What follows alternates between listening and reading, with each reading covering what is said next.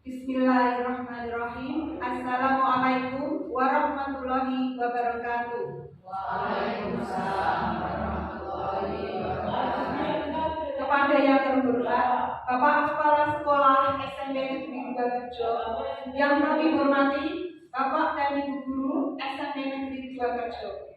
Pertama-tama, marilah kita panjatkan puji syukur kepada Allah Subhanahu wa Ta'ala yang sampai detik ini kita masih diberi kesempatan untuk menjalankan tugas, yaitu sebagai kewajiban kita sebagai seorang guru. Selanjutnya, kedua, saya mengucapkan banyak terima kasih kepada Bapak Ibu Guru semua atas kesempatan waktu yang diberikan kepada saya untuk mendefinisikan modul 1.4, yaitu budaya positif. Selanjutnya, saya akan mengutarakan modul 1.4 budaya positif oleh saya, Sri Suyanti, Sarjana Pendidikan PDP Angkatan 9 Kabupaten Karanganyar.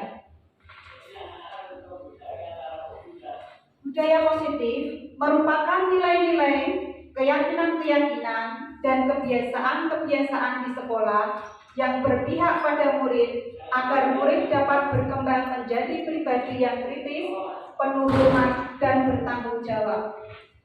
Selanjutnya, merupakan perwujudan dari nilai-nilai atau keyakinan universal yang diterapkan di sekolah adalah salah satu perwujudan dari visi guru yang mengandung nilai-nilai kebajikan sesuai dengan tujuan pendidikan nasional yang dijabarkan dalam profil pelajar Pancasila.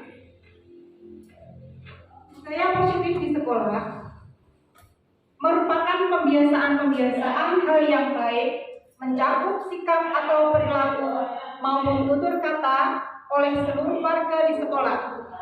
Setiap manusia memegang kontrol terhadap dirinya sendiri, baik atau buruk seseorang, hanya dirinya sendirilah yang bisa mewujudkannya. Nah, ini Bapak Ibu, budaya positif di sekolah yang telah dilaksanakan khususnya dalam pembelajaran saya, yaitu mata pelajaran PPKN. Nah, untuk pertama-tama Bapak Ibu guru menyambut para siswa di depan pintu gerbang, menyambut kedatangan mereka dengan tertib dan penuh sopan. Ini nanti berlanjut sampai masuk kelas. Ada beberapa Bapak Ibu guru atau mungkin saya sendiri itu setiap siswa masuk kelas itu mereka mencium atau berjabat tangan Bapak dan Ibu guru. Ada yang begitu. Begitu juga dengan pulang sekolah. Dan budaya ini termasuk dalam pelajaran saya, yaitu masuk ke dalam norma kesopanan. Ya, norma kesopanan yang diterapkan di sekolah. Begitu pula nanti di rumah. Saya berpesan untuk tugas rumah. Untuk tugas rumah, para anak-anak saya menyampaikan di rumah harus juga bertingkah laku sopan dengan orang tua. Yaitu kalau misalnya pergi ke sekolah berpamitan minta doa restu, bukan minta uang saku saja, gitu Bapak Ibu. Selanjutnya,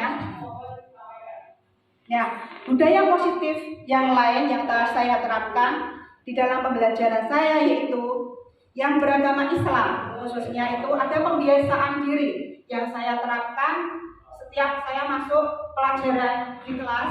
Itu 5-10 menit anak-anak saya suruh pembiasaan duha yang beragama Islam.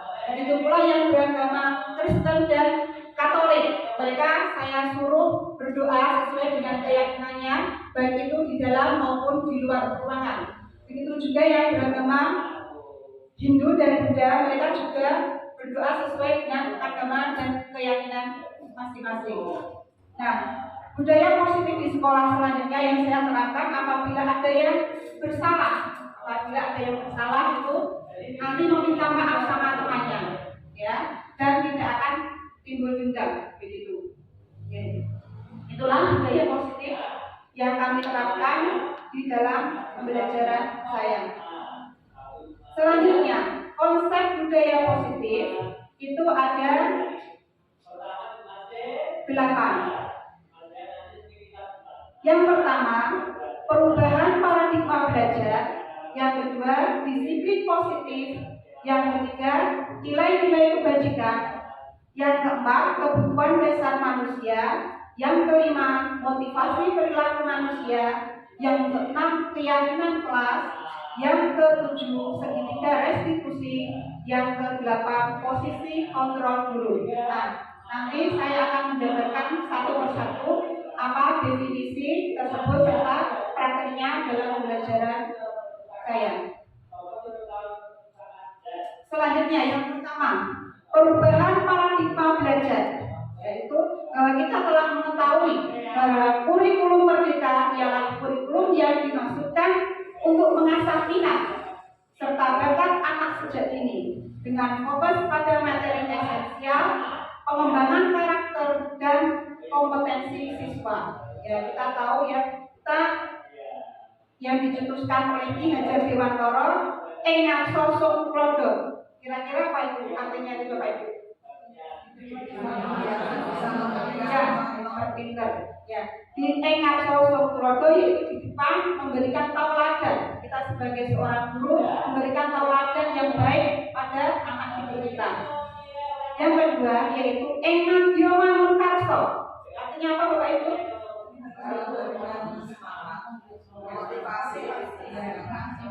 Ya, betul. Oke, di tengah memberikan ide atau gagasan. Kita sebagai seorang guru harus memberikan ide yang cemerlang, ide yang baik pada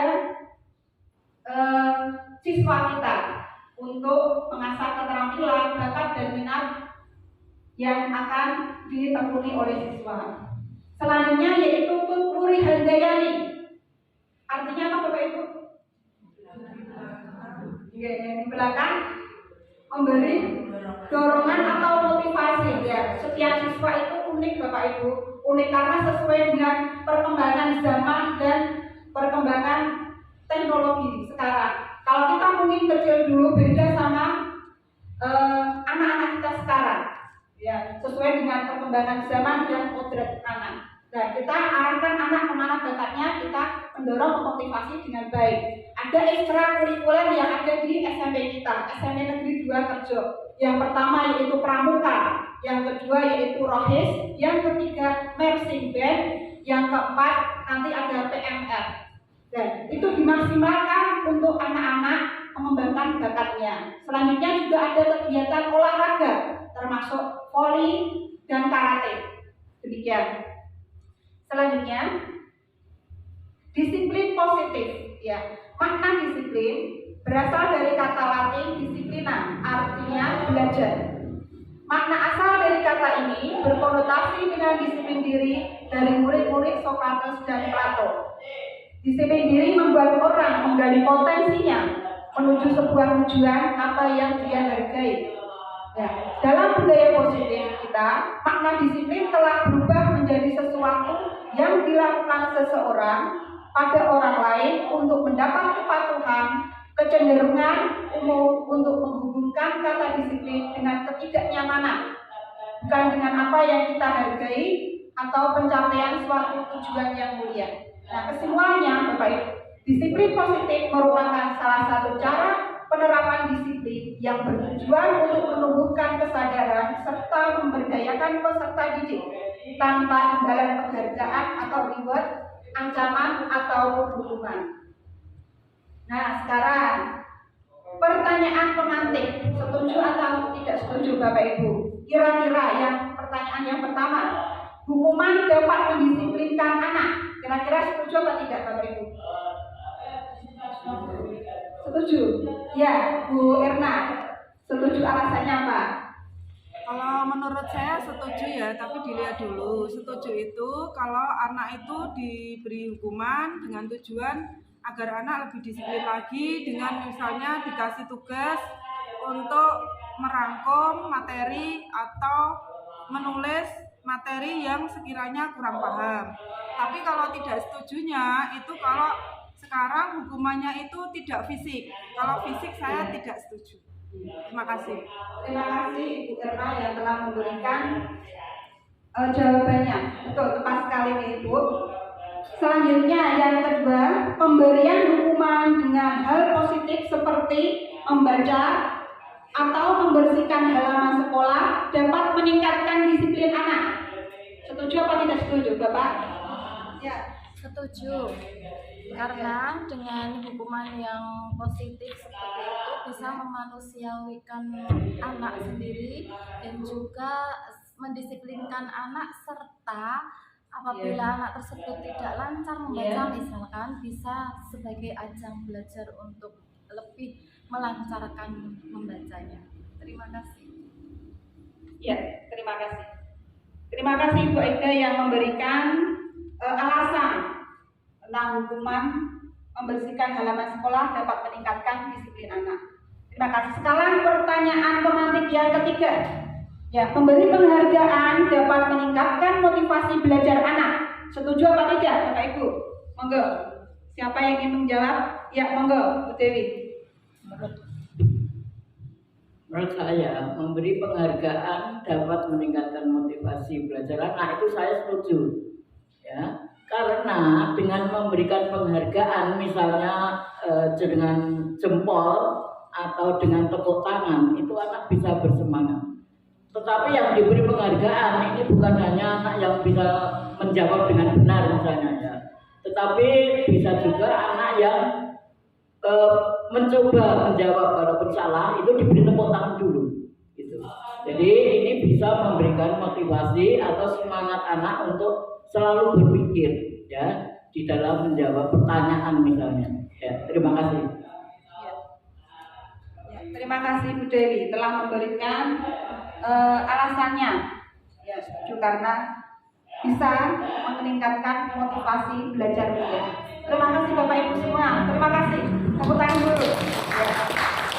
Terima kasih. Selanjutnya, nilai-nilai kebajikan universal adalah sifat-sifat positif manusia yang merupakan tujuan mulia yang ingin dicapai secara setiap individu. Nilai-nilai tersebut bersifat universal dan lintas bahasa, suku, bangsa, agama maupun latar belakang. Setiap perilaku atau perbuatan memiliki tujuan, yaitu yang dikemukakan oleh Dr. William Glasser pada teori kultural 1984 dengan mengaitkan nilai-nilai kebajikan yang diyakini seseorang, maka motivasi intensinya akan terbangun sehingga menggerakkan motivasi dari dalam untuk dapat mencapai tujuan mulia yang diinginkan. Itu pendapat dari Diana Gosen 1998. Nah, selanjutnya nilai-nilai kebajikan yang ingin dicapai oleh setiap anak Indonesia kita kenal dengan apa, Bapak Ibu? Ya, profil pelajar Pancasila. Yang pertama, beriman, bertakwa kepada Tuhan Yang Maha Esa dan berakhlak mulia. Yang kedua, berkebinekaan global. Yang ketiga, gotong royong. Yang keempat, mandiri. Yang kelima, kreatif. Yang keenam, bernalar. Kira-kira dari keenam profil pelajar Pancasila ini sudah apa semua di bawah Ibu ya? Ya, kita akan praktekkan. Kita bisa menghafalkan. Kalau mungkin dengan nyanyi itu akan lebih hafal atau anak itu lebih mengenal. Kita akan memastikan 3, yaitu gerakan, ucapan, sama kecerdasan kita digunakan untuk berpikir ya, antara gerak dan laku. Itu guys, silakan kita praktekkan bersama. Oke Bapak Ibu untuk berdiri. Saya beri contohnya. Karena kita seorang pendidik, berarti bukan pelajar ya Bapak Ibu ya. Kita menjadi diganti dengan pengajar. Ya. Oke Bapak Ibu. 1, 2, 3.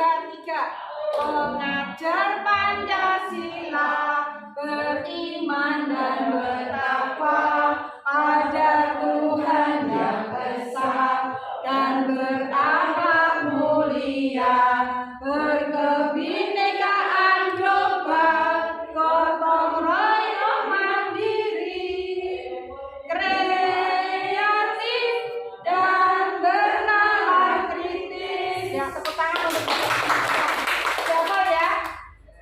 bisa dipraktekkan nanti untuk anak-anak dalam SBG nanti. Silakan, monggo duduk kembali. Atur nuwun. Ya. Selanjutnya yaitu kebutuhan dasar manusia. Definisinya yaitu segala sesuatu yang kita lakukan untuk mendapatkan apa yang kita inginkan. Seluruh tindakan yang kita lakukan memiliki tujuan tertentu dan semua usaha yang terbaik yang kita lakukan adalah dalam rangka kebutuhan dasar kita terpenuhi dengan baik. Yaitu terdiri dari yang pertama yaitu kebutuhan hidup. Kita butuh hidup, yaitu kebutuhan dasar kita yaitu makan, pakaian, tempat tinggal, dan keamanan. Yang kedua yaitu kasih sayang dan rasa ingin diterima, dipedulikan, berbagi, dan kerjasama. Selanjutnya yang ketiga yaitu penguasaan, harga diri, keinginan untuk dianggap pemimpin. Yang keempat kebebasan, mandiri, memiliki pilihan, mencoba hal yang baru, dan mampu. Selanjutnya yang kelima yaitu kesenangan. Dan kesenangan ini bisa berupa humor, yaitu tertawa dengan teman sejawat, itu juga termasuk nanti dalam kesenangan, kebutuhan dasar manusia, kesenangan. Nah, sekarang memotivasi perilaku manusia. Yang pertama yaitu motivasi ekstrinsik. Ekstrinsik itu berasal dari luar, gitu Pak Ibu, menghindari ketidaknyamanan atau hukuman, mendapatkan imbalan atau penghargaan orang lain. Yang selanjutnya motivasi intrinsik, yaitu dari dalam, untuk menjadi orang yang mereka inginkan dan nilai-nilai yang mereka percaya. Nah, selanjutnya saya akan membedakan antara hukuman, konsekuensi, dan restitusi. Ya, nanti Bapak Ibu bisa mencerna, oh ternyata masuk mana ya, ini apa istilahnya, definisinya. Yang pertama hukuman. Hukuman itu tidak terencana atau tiba-tiba murid tidak tahu apa yang akan terjadi atau tidak dilibatkan, bersifat satu arah, misalnya sekitar ke anak-anak. Selanjutnya berupa hukuman fisik atau psikis. Selanjutnya konsekuensi, terencana atau disepakati sesuai dengan peraturan. Murid tetap dibuat tidak nyaman dan sikap guru selalu memonitor murid. Nah, restitusi, kita mungkin baru mengenal hal yang baru. Di PTN juga sudah ada ya, platform Merdeka Mengajar itu ada istilah restitusi. Itu apa taunya? Restitusi itu proses menciptakan kondisi bagi murid untuk memperbaiki kesalahan. Proses kolaboratif yang mengajarkan murid untuk mencari solusi sendiri. Ya, kita mengajak murid untuk berdiskusi, gitu ya. Nah, selanjutnya ada 5 posisi kontrol dulu Bapak Ibu. Kita nanti masuk ke yang mana? Sebagai penghukum atau pembuat merasa bersalah, sebagai teman, pemantau atau manajer dalam menangani anak didik kita. Ya, kita akan bahas satu persatu ya. Selanjutnya contoh kasus. Nah, contoh kasus yang mungkin sering kita temui dalam suatu sekolah ya. Rata-rata Bapak Ibu guru juga akan menemuinya. Ya. Siswa tidak memakai atribut lengkap dalam upacara, itu kasusnya. Saya contohkan ini. Nah, kalau penerapannya kita sebagai posisi kontrol seorang guru, yang pertama menghukum, ya, ini kalimatnya ada kalimat seperti ini. Hormat pada bendera selama 1 jam, gitu. Itu kita posisi kita sebagai penghukum. Ya, kedua, membuat merasa bersalah. Nah, berapa kali Bapak dan Ibu harus memberitahu kamu itu selalu saja mengecewakan Bapak dan Ibu. Itu kalau kita posisi kita membuat rasa bersalah. Berarti anak terus kan merasa bersalah karena dia tidak lengkap atributnya. Kalau kita memposisikan sebagai teman, ayo dong ikuti aturan sekolah. Tolong Bapak dan Ibu ya, sekali ini ya sudah, tidak apa-apa, lain kali jangan sampai berubah seperti itu lagi ya. Itu ada Bapak Ibu guru yang begitu sebagai yang berkata seperti itu, berarti masuk ke dalam posisi kontrol sebagai teman. Nah, selanjutnya pemantau. Nah, ada kalimat seperti ini Bapak Ibu. Kamu sudah melanggar peraturan sekolah, kamu tahu konsekuensinya. Nah, selanjutnya setelah upacara kamu beri atribut ke koperasi ya, dan dan jangan diulangi lagi. Nah, kata-kata seperti itu memposisikan Bapak Ibu sebagai pemantau. Nah, selanjutnya yang manajer. Apakah kamu tahu kesalahanmu? Anak berpikir, oh setelah dia tahu kesalahannya dan dikatakan ditanya dengan baik-baik, terus kira-kira bagaimana kamu memperbaiki kesalahanmu? Jadi dia diajak untuk berpikir. Nah, kita masuk ke posisi kontrol sebagai guru yang mana? Itu ada 5 posisi kontrol. Silakan nanti bisa Bapak Ibu pilih yang mana. Selanjutnya yaitu keyakinan kelas. Nah, keyakinan kelas adalah berupa pernyataan universal, pernyataan keyakinan kelas senantiasa dibuat dalam bentuk positif. Ya, keyakinan kelas hendaknya tidak terlalu banyak sehingga mudah diingat dan dipahami oleh semua warga kelas. Ya, keyakinan kelas sebaiknya sesuai dengan sesuatu yang dapat diterapkan di lingkungan tersebut.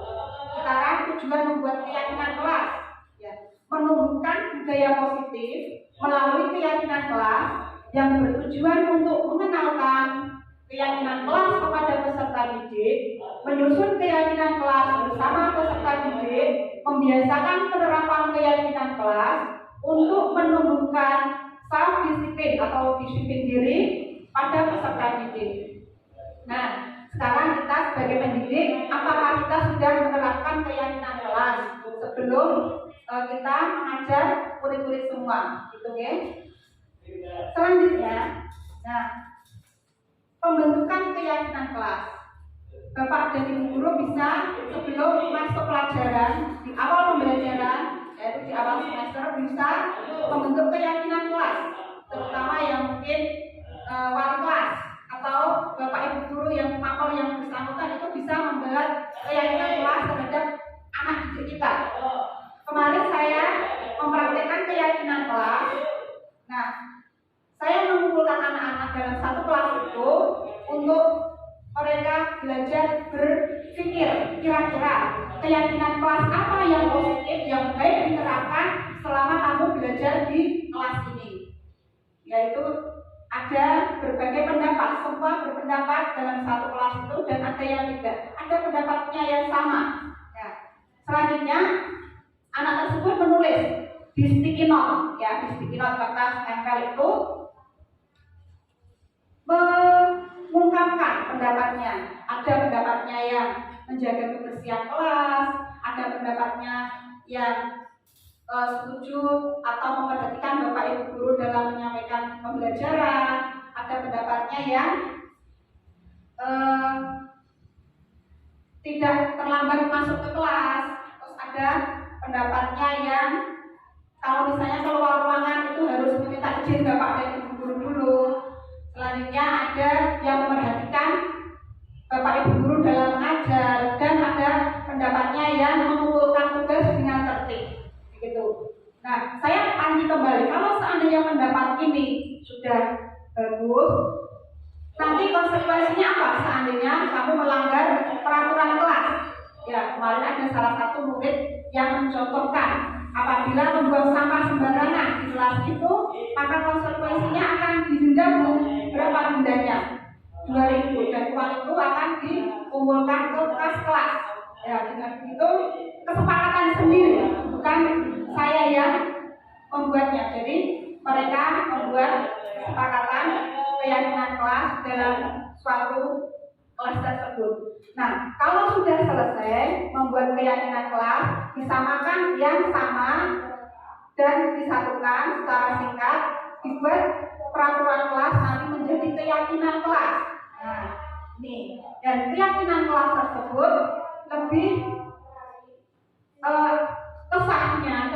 absahannya nanti ada yang mewakili untuk tanda tangan, Bapak Ibu. Tanda tangan yang ini dalam kelas itu diwakili oleh ketua, sekretaris, yang di sebelah sini itu penandatanganan persetujuan bahwa kelas ini nanti akan dibuat keyakinan seperti ini, yaitu ketua, sekretaris, bendahara 1, bendahara 2, sekretaris 1, sekretaris 2, serta wakil ketua kelas.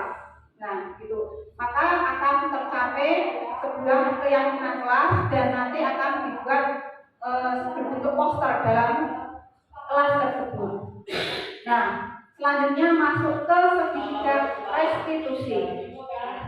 Segitiga restitusi yaitu suatu proses dialog yang dijalankan oleh guru agar dapat menghasilkan murid yang mandiri dan bertanggung jawab. Nah, segitiga restitusi ini ada 3 deh, Bapak Ibu. Yang pertama itu menstabilkan identitas. Yang kedua, validasi tindakan yang salah. Yang ketiga, menanyakan keyakinan kelas. Nah, kita akan bahas satu persatu nanti. Selanjutnya, menstabilkan identitas. Ya, berdasarkan prinsip membuat kesalahan adalah bagian dari proses pembelajaran. Yaitu ada kata-kata seperti ini nanti kita dalam menangani anak. Berbuat salah itu wajar. Tidak ada manusia yang sempurna. Bapak Ibu tidak mau mencari siapa yang salah, tapi Bapak Ibu ingin mencari solusi dari permasalahan ini. Itu menstabilkan identitas. Selanjutnya, validasi tindakan yang salah. Ya, berdasarkan prinsip setiap perilaku berupaya memenuhi suatu kebutuhan tertentu. Ya, ada kata-kata seperti ini Bapak Ibu. Kamu pasti punya alasan kenapa melakukan hal itu. Nah, selanjutnya, padahal kamu bisa melakukan hal yang lebih buruk dari itu. Yang ketiga, kamu patut bangga karena telah melindungi sesuatu yang penting buatmu. Selanjutnya, kamu melakukannya karena mempertahankan sesuatu yang penting bagimu. Nah, segitiga restitusi yang ketiga yaitu menanyakan keyakinan. Ya, ini berdasarkan prinsip teori kontrol bahwa pada dasarnya kita termotivasi secara intrinsik. Apa keyakinan kelas kita? Ya, apa keyakinan kelas kita? Ada kata-kata seperti itu. Nilai-nilai apa yang disepakati bersama? Terus seperti apa gambaran sebuah kelas yang ideal menurut kamu? Selanjutnya kamu ingin orang yang seperti apa? Begitu. Sebelum saya lanjutkan Bapak Ibu, mari kita bermain tebak-tebakan ya, biar melatih konsentrasi kita. Coba.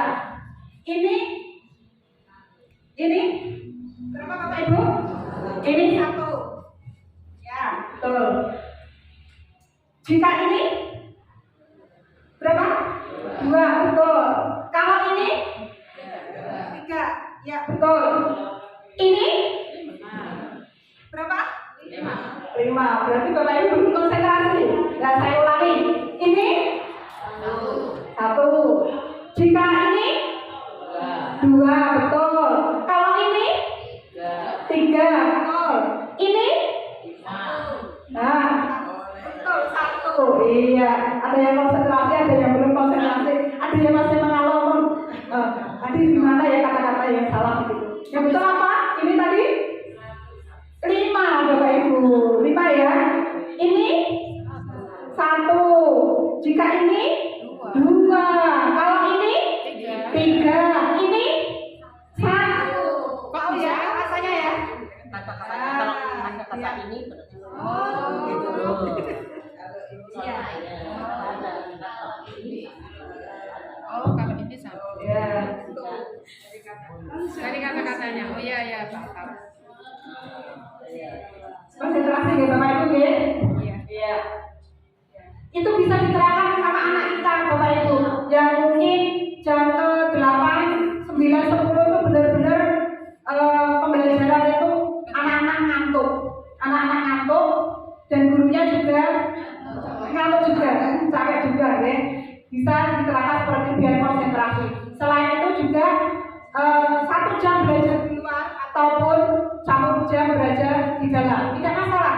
Saya melakukan pembelajaran di luar itu dengan anak itu bisa bermain tradisional. Nanti ada bagian dari materi saya itu permainan tradisional, anak kejar-kejaran dan lain-lain. Terus nanti untuk norma yang hukum, nanti saya mengajak anak keluar untuk memperhatikan kira-kira dalam waktu 10 menit, 15 menit kira-kira pelanggaran yang dilakukan pengendara sepeda motor itu apa saja.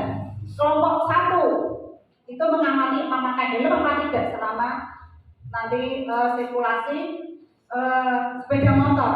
Yang kedua, nanti anak kecil apa tidak yang mengendarai sepeda motor. Terus kelompok ketiga, perlengkapan dari pengendara itu lengkap apa tidak. Nanti mengamati itu selama 10 menit dan anak-anak tidak ngantuk Bapak Ibu karena mengamati ya, karena mengamati. Nah itu jadi pembelajaran yang mengasihkan. Karena saya juga menemui yang namanya mengantuk itu sesuatu yang normal ya. Saya menemui anak itu tidak saya tegur, tapi saya foto mengantuknya dan nanti akan saya mengambil tindakan masuk ke dalam segitiga restitusi menanganinya. Tangan kita ya Bapak Ibu ya. Nah ini saya penerapan restitusi yang ada di sekolah saya. Ya kasusnya yang pertama, kasus siswa yang PR dan tugas-tugas lainnya sering dicontek temannya. Ini juga pernah jenengan alami ya. Ada anak yang mungkin pandai di kelas itu jawaban yang telah dikerjakan di rumah atau mungkin pas pelajaran di kelas itu dicontek temannya. Nah, karena ini apa istilahnya pemikiran dia tidak terima dan marah-marah kepada teman yang mencontek itu tadi.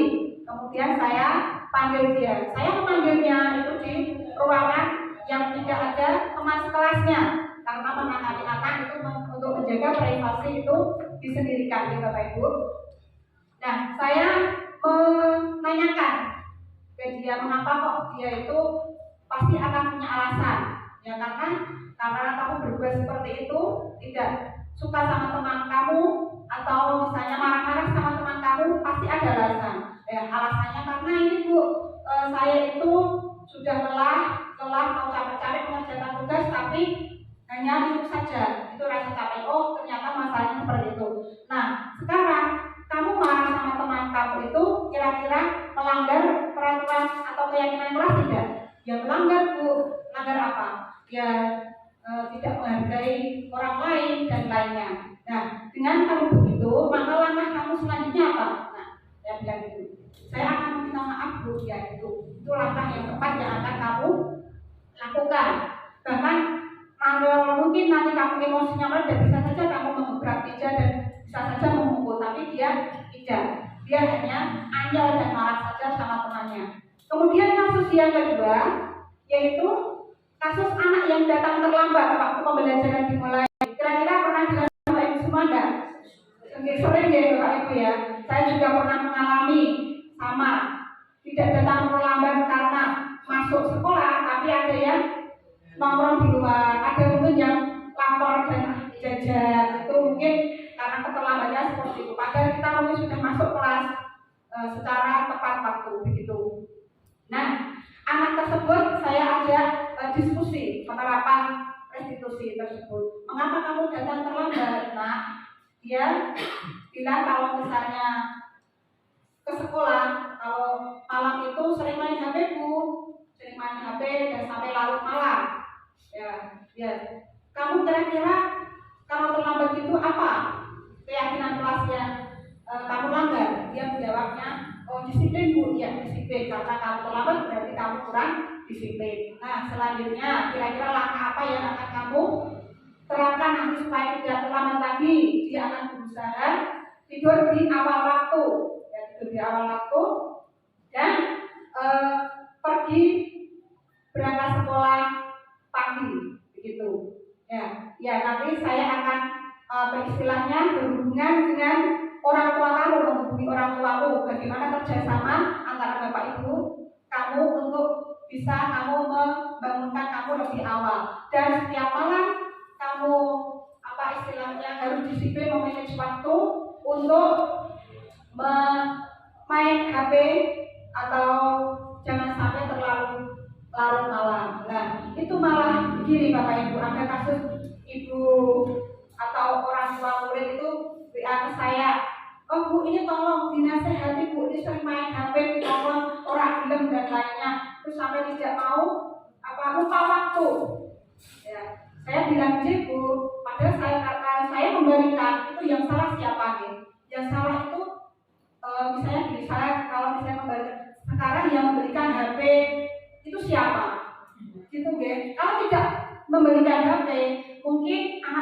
main HP gitu ya. Makanya disiplin untuk ibaratnya apa istilahnya di luar kegiatan pembelajaran itu sangat penting, terutama disiplin dengan waktu. Nah, selanjutnya saya menerapkan restitusi, yaitu baru saja kemarin ya, ini anak-anak melanggar peraturan. Kasusnya dalam pelajaran saya, anak-anak tidak mengumpulkan tugas sesuai waktu yang ditentukan. Kira-kira juga pernah yang dialami Bapak Ibu ya? Pernah tidak? Apakah anak-anak semuanya mengumpulkan tugas dengan baik, tepat waktu? Ya sama ya. Itu persoalan yang klasikal yang dialami Bapak Ibu guru dari dulu dan sampai sekarang. Nah, contoh penerapan restitusi, saya panggil anak tersebut karena saya sudah melakukan penilaian di kelas itu, dan ke-9 anak ini tidak mengumpulkan tugas dan tidak ada nilainya. Kemudian saya kumpulkan, ternyata ada alasan, berbagai banyak alasan. Saya agak diskusi mereka, saya tidak menghakimi, oh ini kamu harus mengerjakan apa dan lain-lain. Saya kumpulkan dulu, saya tanya alasannya, nah kenapa kamu kok tidak mengumpulkan tugas? Alasannya juga klasik Bapak Ibu, tidak membawa buku, ya tidak membawa buku sudah dipinjami secara gratis, itu lupa membawa buku. Terus yang kedua alasannya ada yang saya waktu itu tidak masuk Bu, kemudian saya cek dalam buku jurnal saya mengajar, bagi guru, saya cek, oh iya ternyata hari ini yang tidak masuk itu 2 orang, tapi dia tidak mengerjakan dan tidak mau tahu saya ini tidak masuk 1 hari 2 hari ketinggalan pelajaran apa tidak mau apa istilahnya bertanya ke temannya, ya itu kesalahannya. Ya, dengan ini kamu menyadari tidak apa yang kamu lakukan itu salah apa tidak? Mereka menjawab salah Bu, salah. Terus akhirnya kamu kira-kira ingin memperbaiki kesalahanmu apa tidak? Pengen Bu, dengan jalan apa? Saya memberi pertanyaan seperti itu biar dia memecahkan masalah sendiri. Nanti akan mengerjakan tugas seperti apa yang Ibu ungkapkan kemarin. Ya, tugas-tugasnya. Ya, betul. Itu salah satu yang tepat. Kira-kira kamu melakukan ini ada rasa bersalah tidak? Ya Bu, bersalah sama siapa? Sama Ibu. Ya itu yang pertama. Yang kedua sama siapa? Sama teman-teman yang mengerjakan kan? Karena dengan kamu tidak mengerjakan, waktu pembelajaran itu tidak atau dikurangi. Dia hanya untuk menerima pelajaran dikurangi beberapa menit untuk menangani kasus kalian di dalam kelas. Maka kamu harus minta maaf sama teman kamu dan Ibu begitu. Nah, kesepakatannya mereka mengumpulkan, karena ini jam ke-5 dan ke-6 saya penerapan restitusi tersebut. Kesepakatannya mereka akan mengumpulkan nanti jam istirahat kedua jam 12 atau mau pulang sekolah, dan saya tunggu. Tidak mau guru mengumpulkan besok pagi, jadi harus hari ini juga. Mereka setuju. Dan saya cek untuk pengumpulan istirahat kedua itu baru 7 anak. Nah, ternyata mau pulang sekolah itu mengumpulkan 2 orang lagi. Berarti dengan mereka diajak untuk berdiskusi, mengakui kesalahan, dan lalu memperbaiki kesalahannya itu, anak-anak itu lebih diperhatikan atau mempunyai sifat tanggung jawab. Begitu. Mudah-mudahan begitu ya Bapak Ibu. Nah, selanjutnya untuk kesimpulannya, dalam penerapan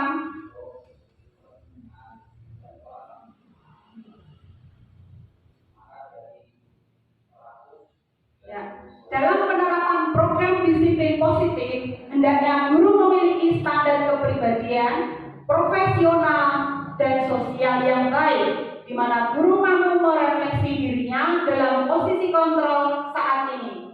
Bagaimana menjalankan dirinya sebagai awam atau manajer yang menuntut murid-muridnya menjadi insan yang mandiri, merdeka, dan bertanggung jawab, yaitu sesuai dengan standar nasional pendidikan.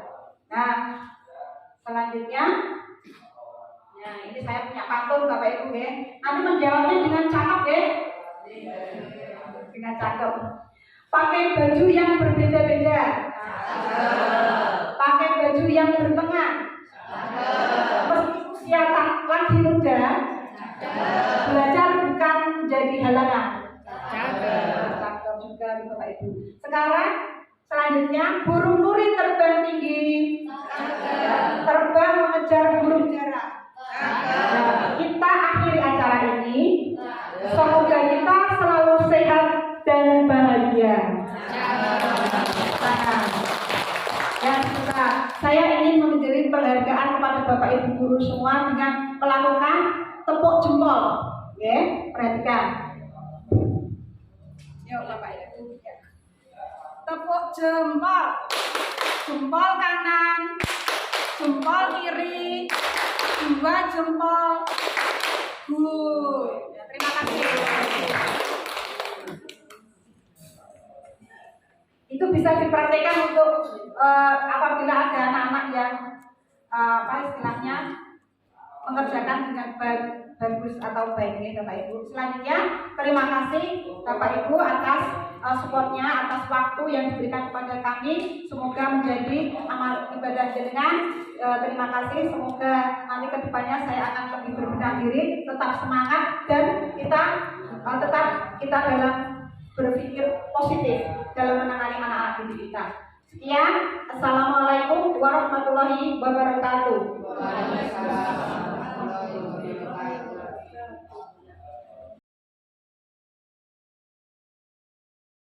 Assalamualaikum warahmatullahi wabarakatuh.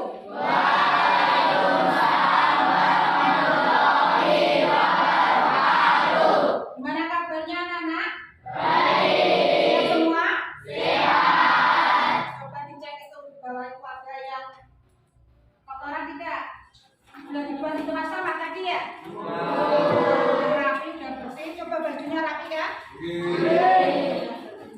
Sekarang sebelum memulai pelajaran, Ibu akan membuat keyakinan kelas. Dan keyakinan kelas ini nanti bertujuan untuk mendisiplinkan kalian. Ya, supaya kalian itu dalam menerima pelajaran itu harus baik, harus sopan, disiplin, menaati peraturan sekolah dan lainnya, gitu ya. Ya. Selain itu, keyakinan kelas nanti untuk meningkatkan kedisiplinan kalian, ya, membentuk karakter yang positif pada diri kalian, yaitu dengan melakukan kebiasaan-kebiasaan yang positif, ya, berperilaku yang baik serta keteladanan dari seluruh teman-teman kalian, biar Bapak Ibu guru nanti berkesan ya. Ya, sekarang ketuanya siapa? Nah, saya belum pernah membuat keyakinan kelas ya. Kalau belum, nanti kita membuat keyakinan kelas bersama-sama. Setuju ya? Ya, nanti pendapat kalian nanti dikumpulkan dan ditempel di papan tempel di sini ya, buat sini ya. Nanti silakan kamu berpendapat sesuai dengan pendapat kamu sendiri, nanti ditulis dan ditempelkan di situ. Itu ya. Ya, guru akan membagikan kertas ini. Ya. Silakan nanti ditulis keyakinan kelas ya. Bisa kamu tuliskan, silakan ditulis. Di sini nanti ditempel di papan. Bagikan ya.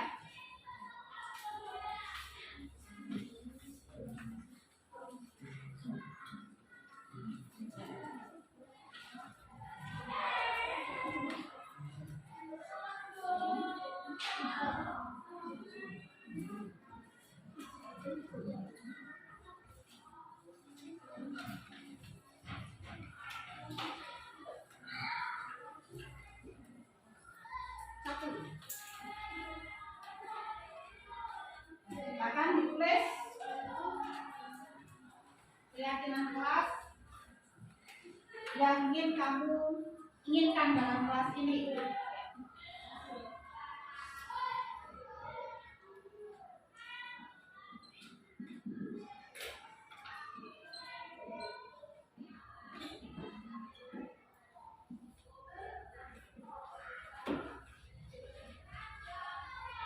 Ya, kalau sudah bisa langsung ditempel.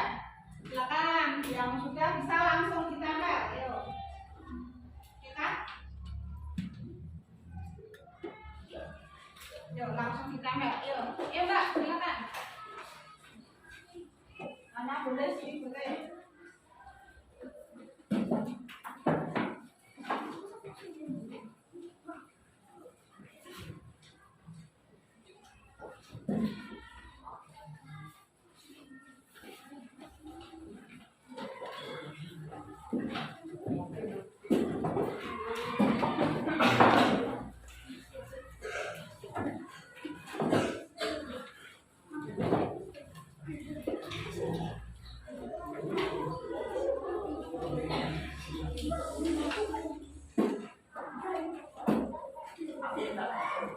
Ayo yang belum bisa ditambah.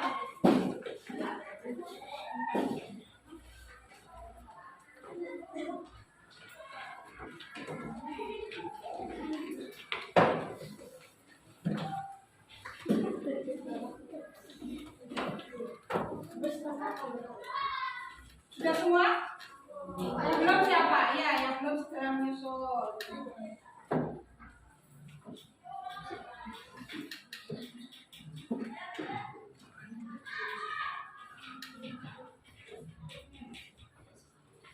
Ada yang belum?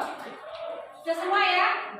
Iya, baiklah. Ini keyakinan kelas kalian. Ya, Bu Yanti akan bacakan satu persatu ya. Kira-kira begini. Belajar dengan sungguh-sungguh setuju tidak? Setuju ya.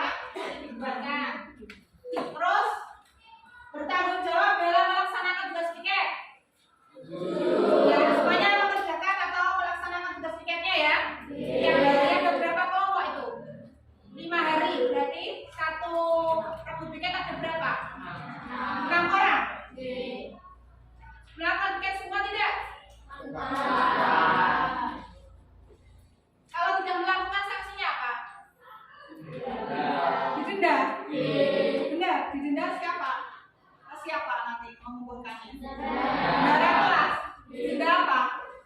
Uang berapa? 2.000. Dengan begitu kamu menaati, berarti melakukan semua. Ya, berarti pakai denda ini ya. Terus mengerjakan tugas tepat waktu. Setuju tidak? Nah, kamu mengerjakan tugas dari Bapak Ibu guru tepat waktu. Ya, jangan sampai ada yang tidak tepat waktu, suruh mengumpulkan tugas atau mengerjakan PR. PR itu dikerjakan di rumah masih sekolah. Nah, kalau di sekolah namanya PS ya, pokoknya naik biru namanya itu tidak boleh ya. Jadi harus dikerjakan di rumah. Setuju ya? Mengerjakan tugas tepat waktu. Selanjutnya berdoa sebelum dan sesudah belajar. Ya, tadi sudah berdoa ya sebelum melakukan aktivitas pembelajaran ya. Sudah melakukan kegiatan yang positif dengan pembiasaan sholat duha yang beragama Islam ya, yang beragama lain menyesuaikan, gitu ya. Terus selanjutnya saling tolong menolong dalam hal apa ini? Nah, dalam hal apa saling tolong menolong? Apa? Membantu semuanya yang kesusahan. Misalnya tidak ada uang saku itu kamu traktir. Iya, ya tidak apa-apa sekali-kali ya, tapi jangan terus-terusan. Selanjutnya bersikap jujur. Ini yang pertama, bersikap jujur. Ya, misalnya kamu nanti istirahat ke kantin harus bayar dengan sesuai dengan apa yang kamu makan, begitu ya. Bisa bersikap jujur. Terus selanjutnya tepat waktu dan aktif di kelas. Ya, tepat waktu tadi ya. Tadi kamu masuk jam berapa? Ada yang terlambat? Ada yang terlambat ya? Masuk jam berapa? Jam 7 harus masuk ke dalam kelas. Jangan ada yang terlambat. Gitu ya. Nah, ini sudah sama. Sama tepat waktu ini sama. Bersikap sopan dan menghormati guru. Ya. Kira-kira gurumu itu yang mengajar di kelas 7 apa kelas 8, 9 juga gurumu? Guru kamu semua ya? Guru itu di sekolah ini orang tua kamu, kedua orang tua di sekolah itu, setelah orang tua yang di rumah itu guru kamu. Jadi yang mengajar kamu di sini walaupun kelas 8 sama kelas 9, Bapak Ibu guru kelas 8 dan kelas 9 tidak mengajar kamu, itu tetap gurumu, tetap kamu hormati. Kalau misalnya kamu bertemu juga salam, sopan, yang sopan, berjabat tangan, begitu ya? Setuju ya?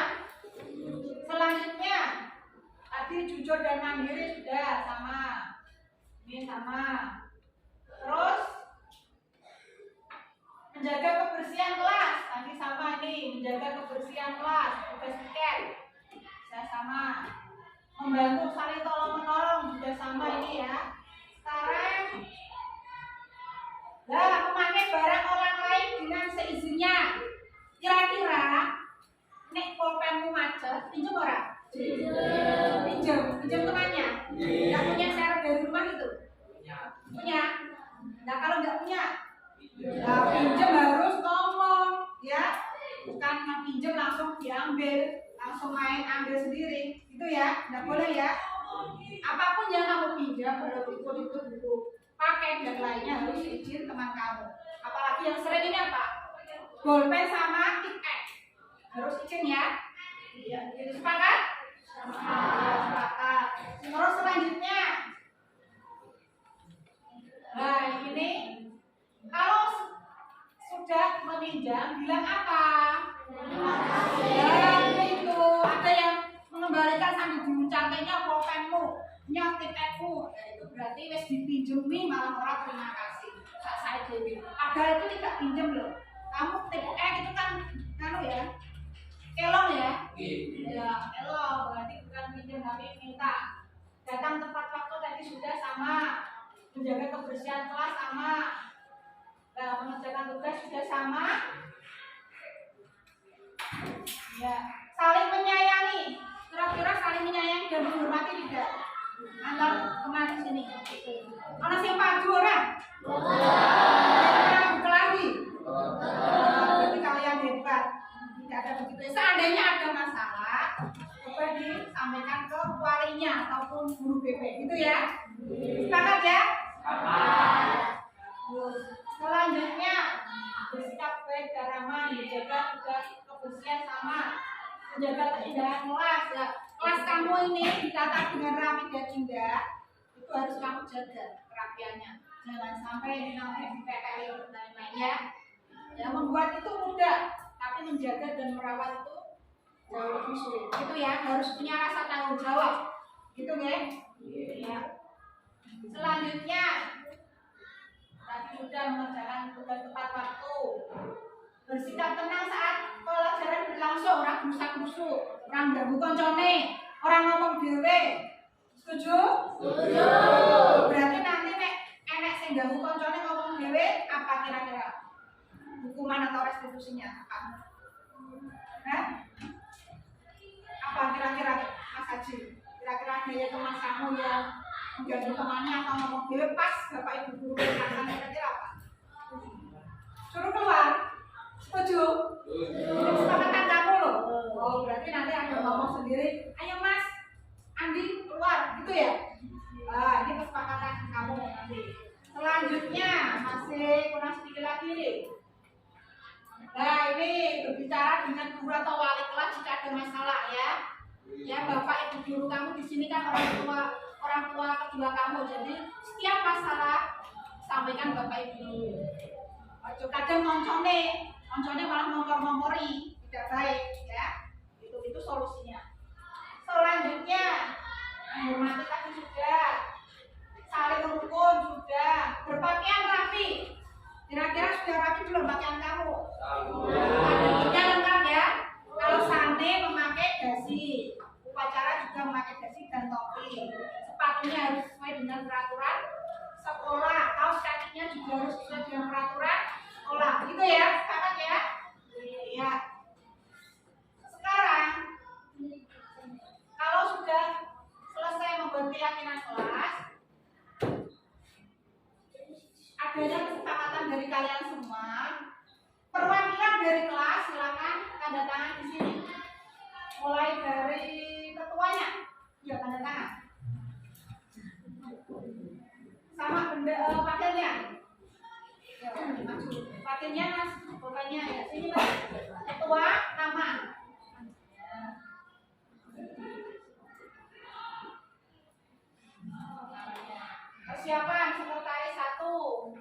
1.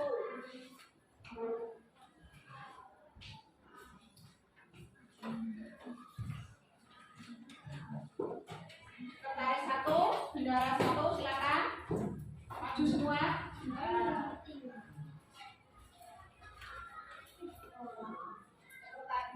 ya. Sekretaris 2, bendara 2.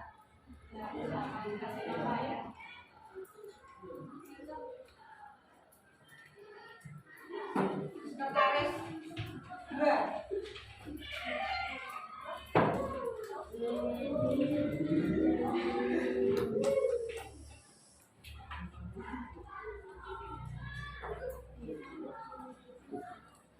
Ya. Sekarang perwakilan kelas kamu sudah tanda tangan.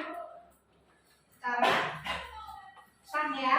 Jadi gunanya pelatihan kelas nanti untuk mendisiplinkan kalian agar belajar lebih baik, ya taat peraturan apa yang ada di sekolah kita atau terutama di kelas kita harus diatuhi. Begitu ya, setuju anak? Demikian pembuatan keyakinan kelas jumlah 7F, semoga bermanfaat bagi kita semua. Sekian, assalamualaikum warahmatullahi wabarakatuh.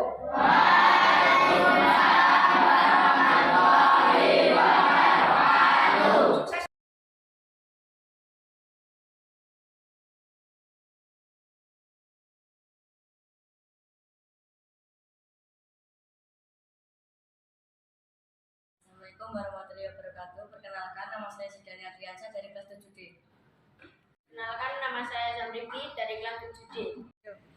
Assalamualaikum warahmatullahi wabarakatuh. Nama saya Hafiz dari kelas 7D.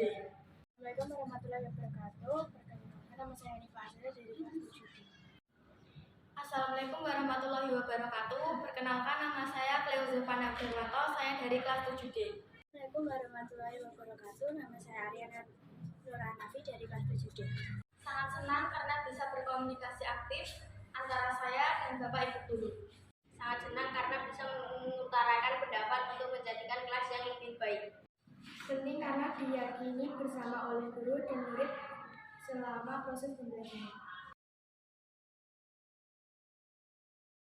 Penting karena diyakini bersama oleh guru dan murid selama proses pembelajaran. Kelas menjadi teratur dan tertib.